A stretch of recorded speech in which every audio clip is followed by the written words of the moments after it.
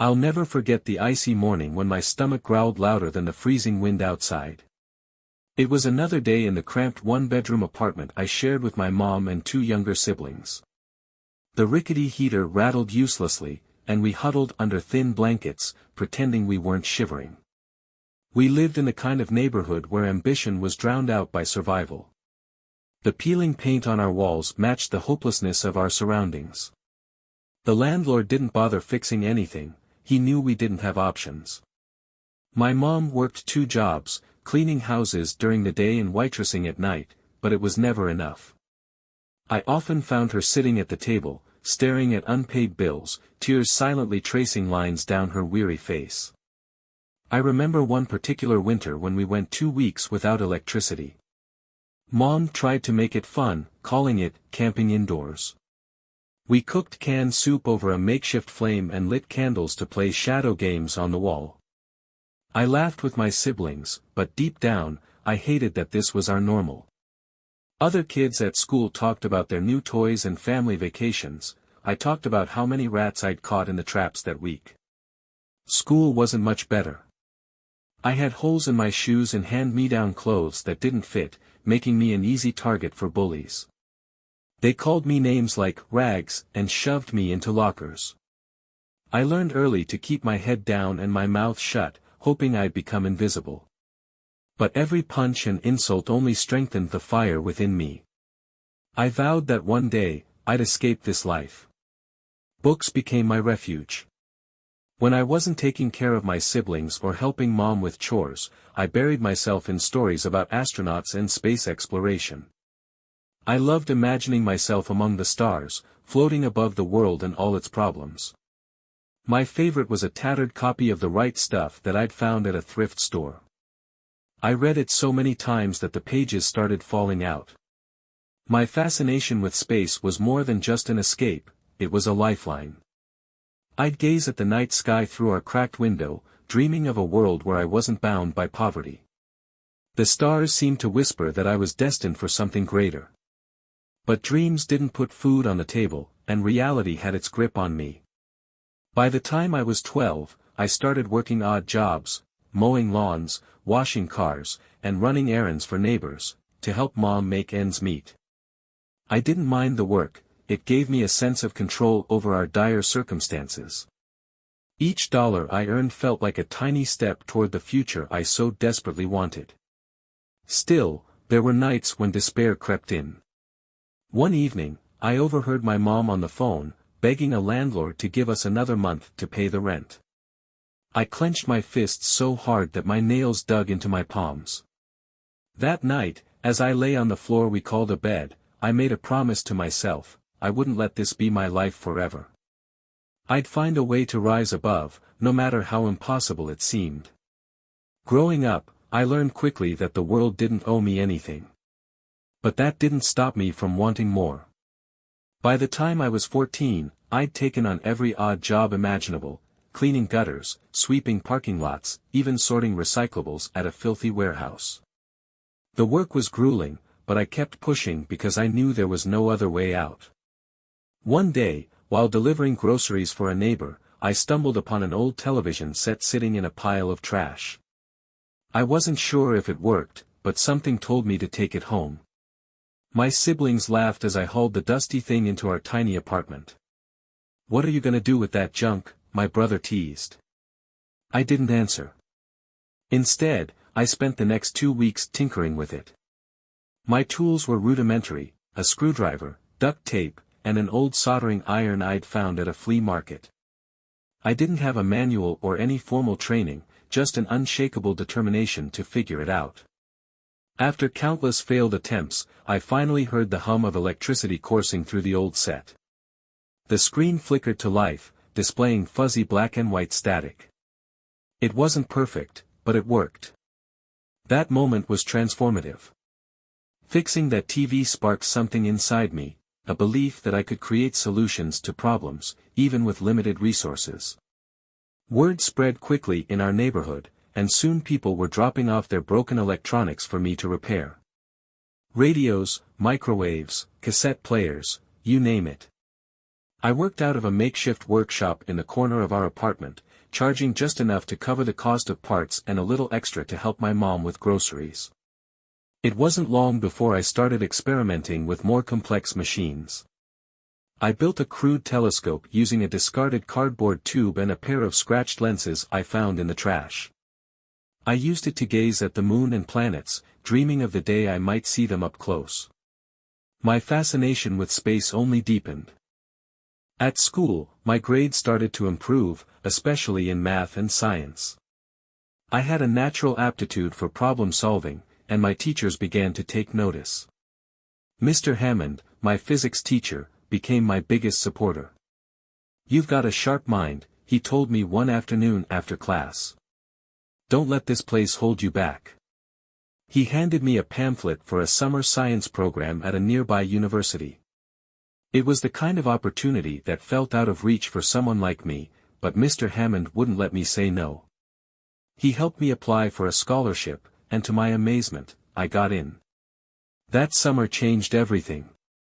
For the first time, I was surrounded by people who shared my love of science and exploration. I soaked up every lecture, every experiment, every conversation.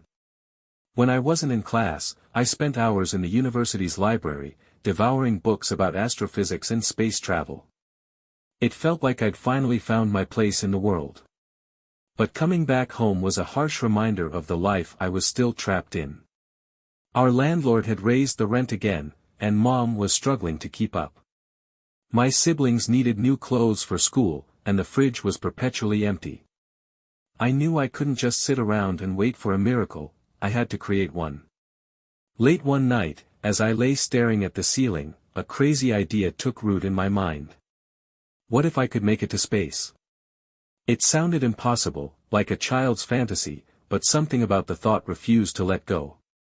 I didn't know how or when, but I made a silent vow to myself, would become an astronaut, no matter what it took. For now, though, it was back to survival. My hands were calloused, my back ached, and my future seemed uncertain. But that tiny flicker of hope, that dream of touching the stars, was enough to keep me going. By the time I turned 17, I was desperate to leave my circumstances behind. My fascination with space had grown into an obsession, but I knew dreams alone wouldn't pay the bills, or open the doors I needed to walk through. College felt like the only way out, yet the idea seemed laughable. We could barely afford food, let alone tuition. I remember the day I sat down with my mom to talk about my future. She was folding laundry, her hands rough from years of hard work. "College," she said, her voice heavy with doubt. "I wish I could help, but..." Her words trailed off, and I saw the guilt in her eyes. "You've done enough, Mom," I said quickly. "This is my responsibility." I threw myself into school like never before. My grades skyrocketed, and I started entering every science competition I could find. I spent late nights in the public library researching everything from propulsion systems to orbital mechanics. I wasn't just studying to get good grades, I was preparing for my future in space.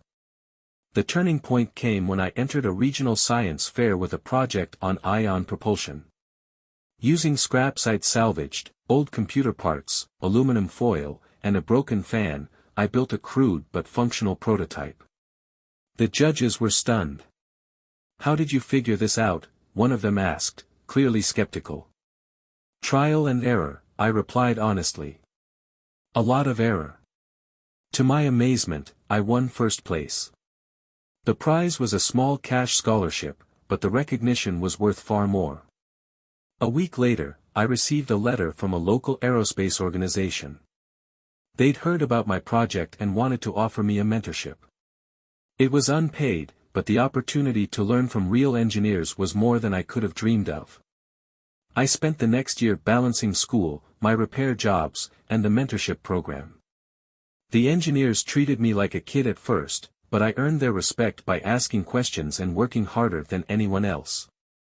I soaked up every detail about spacecraft design and mission planning, always keeping my eyes on the ultimate goal, becoming an astronaut. Despite my progress, the road ahead was anything but smooth. I couldn't afford college applications, let alone tuition. My mentors stepped in, helping me apply for scholarships and grants. One of them even gave me an old suit to wear to interviews. "You've got the brains," he said. "Now you just need to look the part." The day I received my acceptance letter from a prestigious university felt surreal. I'd earned a full scholarship to study aerospace engineering. For the first time, the stars didn't seem so far away. But as excited as I was, leaving home wasn't easy.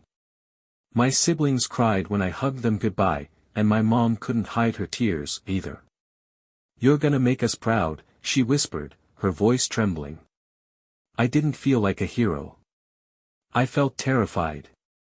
College was a world I didn't understand, full of people who had grown up with far more than I ever had.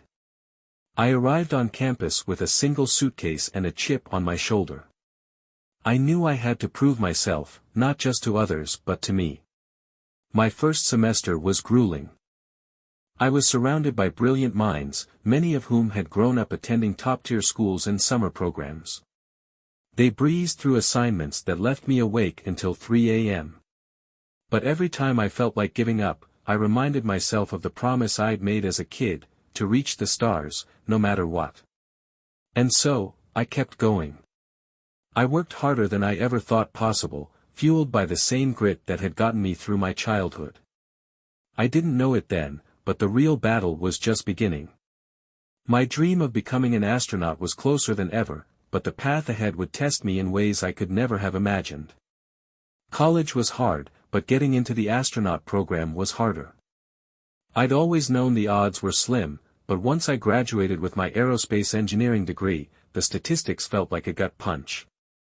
Thousands of applicants, a handful of slots. And those who made it weren't just smart, they were the best of the best. They were decorated pilots, brilliant scientists, and elite athletes. What was I? A kid from nowhere with a big dream. Still, I wasn't about to let that stop me. NASA's astronaut selection process was notoriously grueling, and I threw myself into preparation with the same relentless determination that had gotten me this far. The requirements weren't just academic, they were physical, emotional, and mental. I started training my body like my life depended on it, waking up at 4:30 a.m. to run 5 miles before hitting the gym. In the evenings, I studied advanced physics, survival skills, and even foreign languages. I wanted to eliminate any excuse for them to say no. My first application was rejected. I told myself it was expected, I needed more experience, more qualifications. So I took a job at a leading aerospace company, working on spacecraft propulsion systems. It was demanding work, but I loved every second of it. Being part of a team that was designing the future of space exploration felt like a dream come true. I also pursued my pilot's license, scraping together savings from my job to pay for lessons. Flying was exhilarating, but it was also terrifying at first. My instructor, a gruff ex-military pilot, didn't sugarcoat anything. "You want to fly into space," he barked during one particularly rough landing. "Then learn to land a plane first." After months of training, I earned my wings. It was a small victory, but it felt like a giant leap toward my goal. I reapplied to NASA, armed with more experience and a stronger application. This time, I made it past the first round. The next step was an intensive series of tests, medical exams, psychological evaluations, and simulations designed to push candidates to their limits. I'll never forget one simulation where they placed us in a chamber and slowly reduced the oxygen levels. The goal was to see how long we could remain calm and functional before hypoxia set in. It felt like my lungs were on fire, but I forced myself to stay focused, counting backwards in my head to maintain clarity. The interview process was just as brutal. A panel of seasoned astronauts and scientists grilled me on everything from orbital mechanics to hypothetical emergency scenarios. At one point, they asked, "What would you do if you were stranded on the moon?" I took a deep breath and answered as honestly as I could, "I'd stay calm, assess my resources, and focus on survival." Panic doesn't solve problems. Action does. Months passed without word, and I started to lose hope. I threw myself into my work, trying not to dwell on the possibility of failure. Then, one rainy afternoon, I got the call. "Congratulations," the voice on the other end said. "You've been selected as a candidate for the astronaut training program." I sank to the floor, my heart pounding in disbelief. I'd done it, or at least, I'd made it to the next stage. But the hardest part was still ahead, 2 years of rigorous training that would test every fiber of my being. As I packed my bags and prepared to move to Houston, I thought about my mom and siblings, about all the struggles that had brought me to this moment. This wasn't just my victory, it was theirs, too. They'd sacrificed so much for me to chase this dream, and I wasn't about to let them down. Little did I know, the challenges I was about to face would make everything I'd endured so far look like a warm-up. But I was ready. After all, I'd spent my whole life preparing for this. Astronaut training was as grueling as I had imagined, and then some. From the moment I stepped onto the training grounds at Johnson Space Center, I felt the weight of the challenge ahead. Every day was a test, not just of skill but of endurance, resilience, and determination. The physical training pushed me to my limits. We spent hours in the neutral buoyancy lab, a massive pool designed to simulate the weightlessness of space. Donning a full spacesuit underwater was no easy feat. The first time I entered the tank, I felt like I was suffocating. The suit was bulky and restrictive, and the sheer effort of moving in it drained me within minutes. By the time the session was over, I was shaking from exhaustion. "You okay, rookie?" one of the senior astronauts asked, slapping me on the back. "Yeah," I lied, my chest heaving. "Just getting warmed up." It wasn't just the physical challenges. The mental and technical tests were equally punishing. We had to master spacecraft systems, navigation, robotics, and emergency procedures, all while staying calm under pressure. I vividly remember the first time we were thrown into a high-stakes simulation, a mock spacewalk where a critical system failed. My heart raced as alarms blared in my headset. Don't panic," I told myself, fumbling with the controls as my suit temperature began to rise. My mind flashed back to my childhood, to all the moments I'd fixed broken appliances with nothing but determination and grit. This was no different, just higher stakes. I followed the emergency protocols, and by the time the exercise ended, I had stabilized the system. "Nice work," my instructor said, giving me a rare nod of approval. But for every success, there were failures. I struggled with advanced robotics, particularly during a session where we had to operate a robotic arm to retrieve a payload. My coordination was off, and I nearly dropped the payload entirely. The frustration was overwhelming, and I spent that evening in my quarters, staring at the ceiling, questioning if I really belonged here. What kept me going was the camaraderie. My fellow trainees came from all walks of life, but we shared the same dream. We supported each other through the tough days, trading advice and encouragement. One night, after a particularly grueling session, we gathered outside under the Texas stars. "You ever think about how far we've come?" one of them said, lying back on the grass. "A few years ago, I was just a kid dreaming about this, and now we're here." I nodded, gazing at the sky. "I think about it every day. But the real journey's still ahead." By the time the training program ended, I felt like a different person. The kid who had stared at the stars from a rundown apartment was still inside me, but now he was tempered by discipline, knowledge, and experience. The moment I graduated from the program was one of the proudest of my life. My family traveled to Houston for the ceremony, their smiles lighting up the room as I accepted my official designation as an astronaut. My mom hugged me tightly, tears streaming down her face. "I always knew you'd make it," she whispered. As I stood on that stage, I knew the real work was only beginning. Space wasn't just a dream anymore, it was my reality. And soon, I would leave Earth behind to see the stars up close. The day I received my first mission assignment, I could hardly believe it. All those years of dreaming, struggling, and working had finally led to this moment. I was going to space. The mission was a routine one, or as routine as space travel could be. We were tasked with delivering supplies and conducting maintenance on the International Space Station, ISS. I was the rookie on the crew, surrounded by seasoned astronauts who had logged thousands of hours in orbit. I felt a mix of awe and pressure, determined to prove I deserved my spot among them. Launch day arrived with a surreal sense of calm. I suited up alongside my crewmates, the layers of fabric and technology fitting like a second skin. As we walked to the launch pad, the enormity of the moment hit me. The rocket towered above us, a testament to human ingenuity and ambition. Strapped into my seat, I ran through the pre-launch checklist, my hands steady despite the adrenaline coursing through my veins. The countdown began, each number reverberating in my chest. T-10. 9. 8. When the engines roared to life, the vibration was unlike anything I'd ever felt. The force of the launch pressed me into my seat, my vision blurring as we broke through the atmosphere. Then, suddenly, the weight lifted. "We have main engine cut off," the commander announced. "Welcome to 0G." I unstrapped from my seat and floated for the first time, a grin spreading across my face. The view outside the window took my breath away. Earth stretched below us, a swirling canvas of blue and white.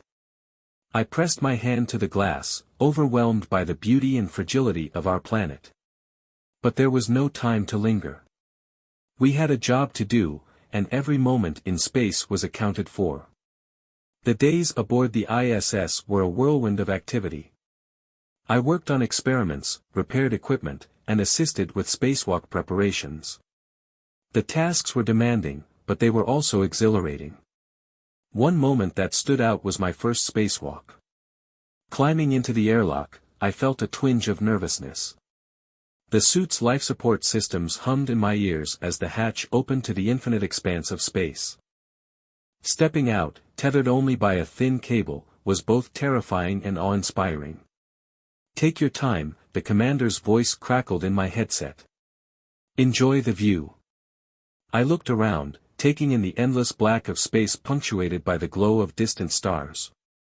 Below me, Earth rotated in silent majesty. It was humbling, a reminder of how small and interconnected we all are. The mission wasn't without challenges. One day, a system glitch caused the temperature inside the ISS to spike dangerously high.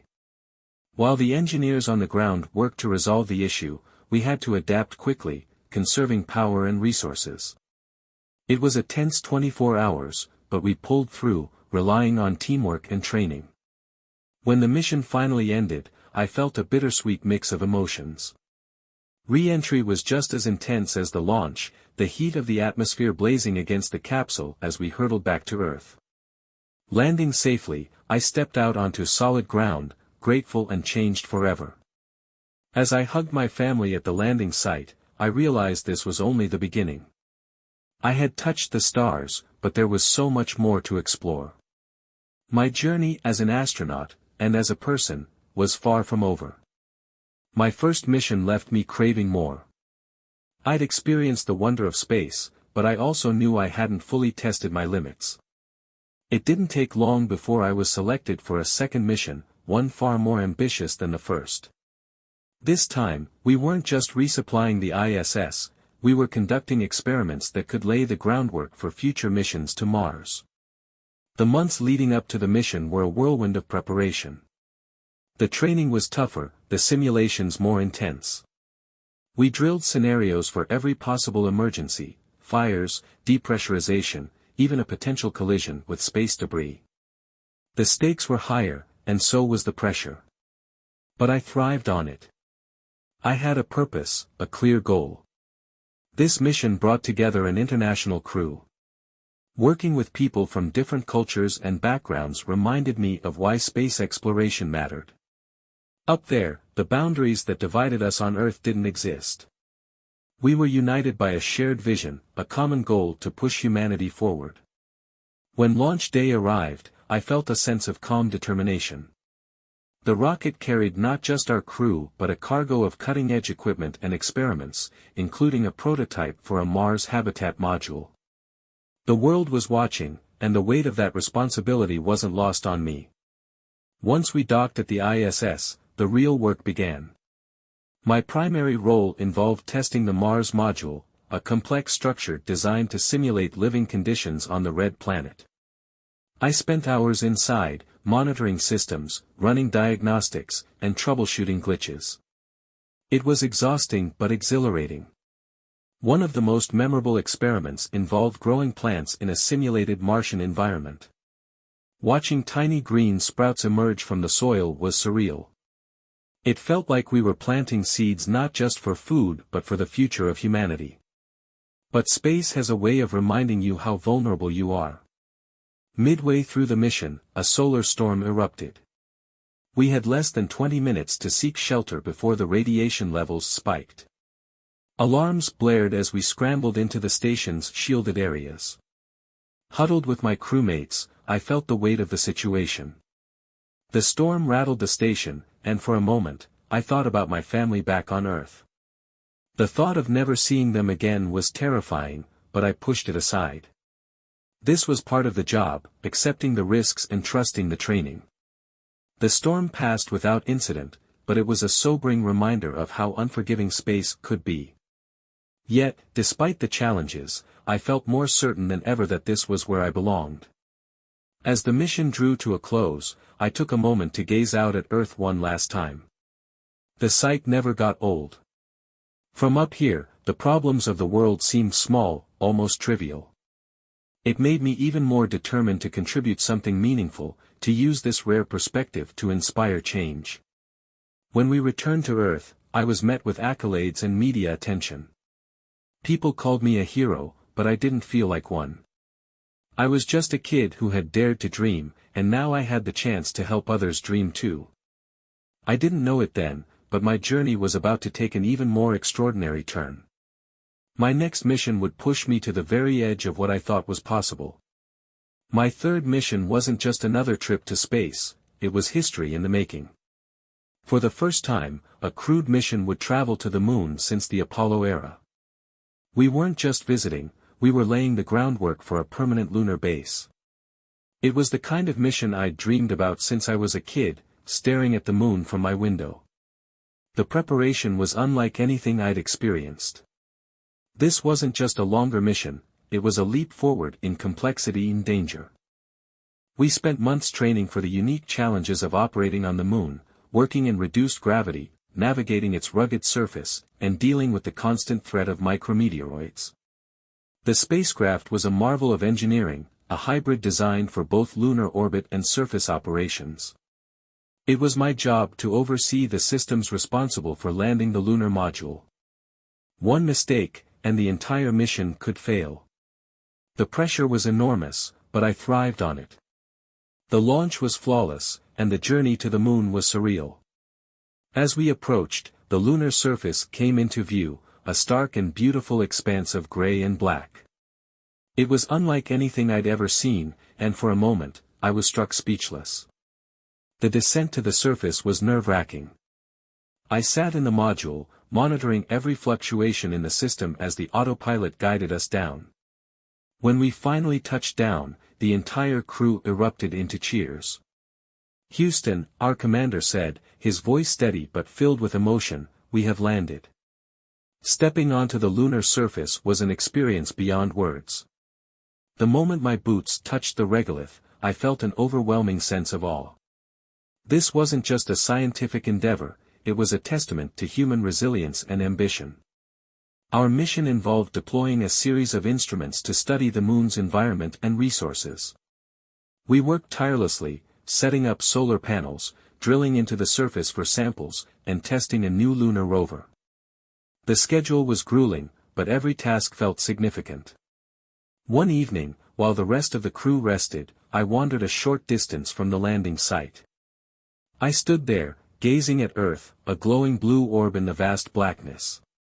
It was breathtaking, and humbling. All the struggles, all the noise of daily life, seemed so insignificant from here. But space, as always, had its dangers. On the third day, a piece of equipment malfunctioned, threatening to derail a critical experiment. I worked with another engineer to fix it, our gloves clumsy in the bulky suits. Every second felt like an eternity, but after what seemed like hours, the system came back online. It was a small victory, but one that reminded me how fragile this mission truly was. As the days passed, I became acutely aware of how much this mission represented. It wasn't just about exploration, it was about proving what humanity could achieve when we worked together. Standing on the moon, I felt the weight of that responsibility. When the time came to leave, I felt a pang of sadness. I'd grown attached to this desolate but beautiful place. As the lunar module ascended, I watched the surface recede, promising myself I'd return someday. Back on Earth, the reception was overwhelming. The mission was hailed as a success, and we were celebrated as pioneers. But for me, the real reward wasn't the accolades, it was the knowledge that I'd contributed to something far greater than myself. The moon had changed me. It made me realize that no matter how far we go, we're all connected, all part of the same fragile world. And as I looked ahead to the future, I knew my journey was far from over. Returning from the moon felt like waking from a dream. One moment, I was on the lunar surface, surrounded by the vast silence of space. The next, I was back on Earth, standing in a sea of cameras, reporters, and cheering crowds. The world saw us as heroes, pioneers pushing the boundaries of human achievement. But for me, the transition back to normal life was anything but easy. The weeks following our return were a whirlwind. Press conferences, interviews, parades, I was thrust into the spotlight in a way I hadn't anticipated. Strangers stopped me on the street to shake my hand, and letters poured in from people thanking me for inspiring them or their children. It was humbling, but it was also overwhelming. At night, when the crowds were gone, I often found myself gazing at the moon through my bedroom window, my mind drifting back to those quiet moments on the lunar surface. There was something about the stillness of space that I missed, something pure and unburdened by the chaos of life on Earth. Financially, my life had transformed. Between my astronaut salary, sponsorships, and speaking engagements, I'd become a millionaire almost overnight. I bought my mom a new house in a quiet neighborhood, finally giving her the peace and security she deserved. Seeing her smile as she walked through the front door for the first time was worth more than all the money in the world. But money didn't solve everything. I found myself grappling with a sense of restlessness, a yearning for something more. Space had changed me. It had shown me how small and interconnected we all are, and I couldn't shake the feeling that I had a responsibility to use my newfound platform for good. I started speaking at schools and universities, sharing my journey with students who reminded me of my younger self, kids who felt trapped by their circumstances but dared to dream of something bigger. I told them about the nights I spent staring at the stars, about the setbacks and failures, and about the relentless determination it took to get where I was. One day, after a talk at a high school, a student approached me. He looked nervous, clutching a notebook to his chest. "Do you really think someone like me can become an astronaut?" he asked. I smiled, seeing a reflection of my younger self in his eyes. "Absolutely," I said. "If I can do it, so can you. Just don't give up, even when it feels impossible." That moment stuck with me. It reminded me of why I'd fought so hard to achieve my dream, not just for myself, but to prove that anyone, no matter where they come from, can reach for the stars. I also became involved in initiatives aimed at making space exploration more accessible. I worked with organizations to fund scholarships for students in underprivileged communities, ensuring that the next generation of explorers wouldn't be held back by financial barriers. Despite all this, the pull of space never left me. I found myself constantly looking toward the horizon, wondering what lay beyond it. I'd been to the stars, but I wasn't done yet. There was more to explore, more to discover. Little did I know, my greatest adventure was still ahead of me. One that would test me in ways I couldn't yet imagine. The call came on an unassuming Tuesday morning. I was at my desk, reviewing plans for a scholarship program I'd started, when my phone buzzed. It was a colleague from NASA, and his voice carried a mix of excitement and urgency. "Are you sitting down?" he asked. "Should I be?" I replied, half joking. "They're putting together a mission to Europa. And they want you on the crew." Europa. The icy moon of Jupiter, home to a vast ocean beneath its frozen surface. It was one of the most promising places in the solar system to search for extraterrestrial life. This wasn't just a mission, it was a chance to be part of one of humanity's greatest scientific endeavors. The preparation was monumental. This wasn't a trip to the moon or the ISS, it was a multi-year journey to a distant world. The crew would face challenges unlike any we'd encountered before: prolonged isolation, exposure to deep space radiation, and the constant specter of the unknown. But I didn't hesitate. This was the culmination of everything I'd worked for, the reason I'd stared at the stars as a kid and dreamed of more. The mission drew international attention. People from every corner of the globe followed our progress, their hopes and dreams riding on our success. As launch day approached, I thought about my mom, my siblings, and everyone who had supported me along the way. Their sacrifices, their belief in me, it was all part of this moment. The journey to Europa was long and arduous. Months passed as we traveled through the vast emptiness of space, the sun growing smaller with each passing day. The spacecraft was our entire world, and we adapted to the routines that kept us focused and sane. When we finally arrived, the sight of Europa took my breath away. Its surface was a dazzling expanse of ice, reflecting the distant sunlight like a giant, frozen pearl. Beneath that ice lay the ocean we had come to study, a hidden world that could hold the answers to one of humanity's oldest questions: are we alone? The descent to Europa's surface was tense. We had one chance to land safely, and the terrain was unforgiving. But the moment our spacecraft touched down, all the tension melted away. We were here, on another world, millions of miles from Earth. Our work began immediately. Using specialized equipment, we drilled through the ice, collecting samples and deploying probes to explore the ocean below. The data we gathered was astonishing, revealing a world teeming with potential. We found traces of organic molecules and thermal vents that could sustain life. While we didn't confirm the existence of living organisms, we came closer than anyone ever had before. The mission wasn't without its challenges. Equipment failures, communication delays, and the sheer isolation tested us in ways we hadn't anticipated. But we persevered, driven by the knowledge that our work mattered, not just to us, but to the billions of people back home. When we returned to Earth, we were met with celebrations unlike anything I'd ever seen. People hailed us as explorers, pioneers, and heroes. But for me, the real triumph wasn't the accolades, it was the legacy we'd left behind. In the years that followed, the mission to Europa sparked a new era of exploration. More missions were launched, building on the foundation we had laid. Humanity's eyes turned outward, united by a shared sense of curiosity and wonder. As for me, I retired from active service and devoted my time to mentoring the next generation of astronauts and scientists. I told them about the struggles and triumphs of my journey, about the importance of dreaming big and never giving up. Looking back, I realized that my story wasn't just about becoming a millionaire or traveling to space. It was about the power of resilience, the strength of community, and the boundless potential of the human spirit.